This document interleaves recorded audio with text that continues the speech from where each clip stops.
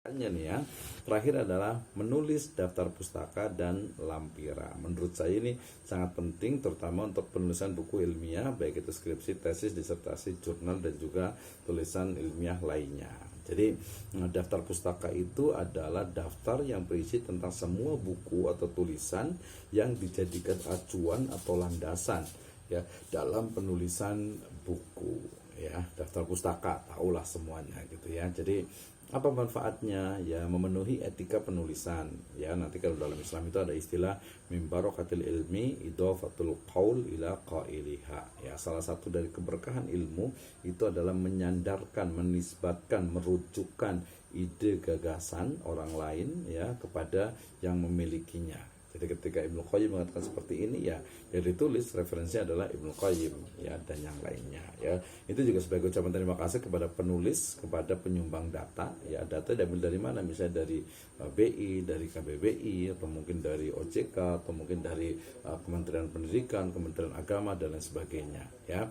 Selain itu sebagai pendukung juga ide seorang penulis, karena biasanya sumber yang diambil itu ditulis oleh pakar yang memang memiliki expert di bidangnya ya. Selain itu juga nanti sebagai petunjuk untuk melacak kebenaran data yang diambil ya. Jadi ketika ada rujukannya ini, apalagi nanti kalau menggunakan body note atau footnote ya. Jadi nanti zaman sekarang sudah menggunakan reference manager ya, Mendeley, Zotero gitu ya, untuk agar lebih memudahkan ini referensinya di sini. Nah, itu bedanya yang ilmiah dengan populer gitu ya. Jadi harus ada referensinya ya.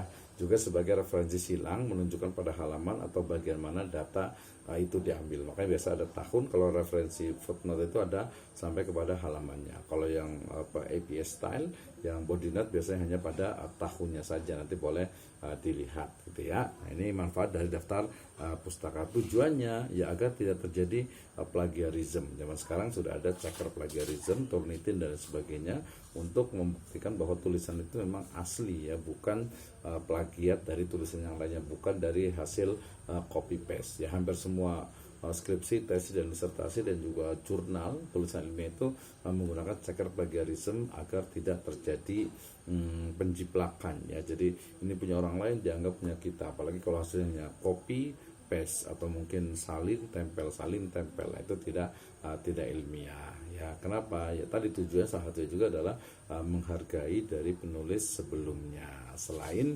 membantu pembaca yang ingin tahu lebih mendalam mengenai sumber kutipannya itu ya. Jadi kan yang baca profesor ini bener kan sumbernya nih, dari mana nih? Itu tujuan dari daftar pustaka. Nah, ini kalau untuk contohnya, ini buku saya Misno Abdurrahman 2018, metode penelitian muamalah, Jakarta Salemba 4. Ini cukup ini nih ya, di metode penelitian muamalah tahun 2018, sudah cukup lama nih gitu ya. Jadi ada judulnya, kemudian penulis, kemudian penerbit, kota penerbit, kemudian juga tahun terbit. Ini ada tahun terbitnya di ketiga, ada juga yang di terakhir. Itu sebenarnya pilihan stylenya. Kalau dengan Mendeley itu akan lebih mudah lagi. Ini kalau buku ya.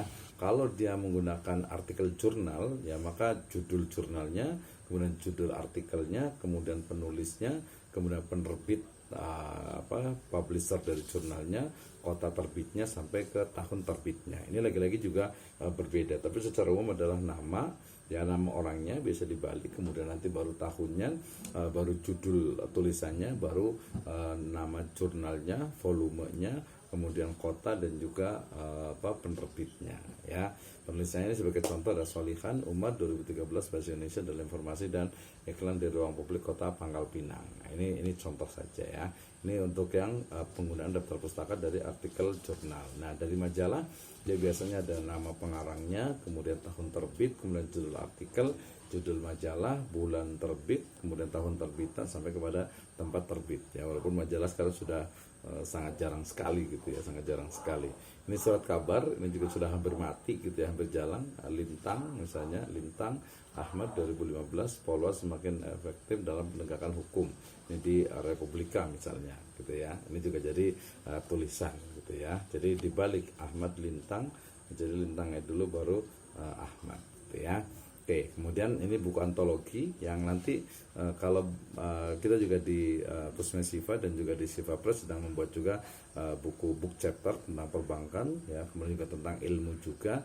Dan mungkin nanti kalau punya ide gagasan boleh hubungi kami ya di P3M Street Sirojul Fala dan juga Pusme Siva dan juga Siva Press ya. Ini untuk buku antologi atau book chapter.